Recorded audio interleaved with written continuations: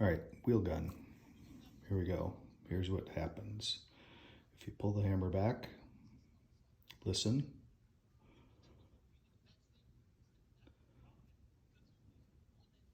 Right now, if I release, well, there was a click. Now the hammer can't fall. Some of them have a second click. Hammer still can't fall, but it goes back to where that was. Third click is now primed for the trigger. So the only way to fire it now, pull the trigger. Now, if you pull it back like that, well, see, I caught the first stop. Back, let it go. That could fire. But now watch the cylinder when I do that.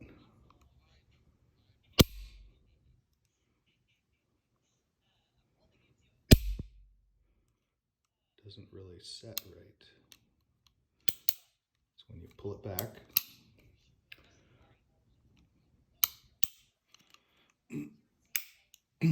now what you're supposed to do when you cock one of these is you can cock it. If you want to uncock it, decock it, you hold the hammer, pull the trigger, and let it drop slowly.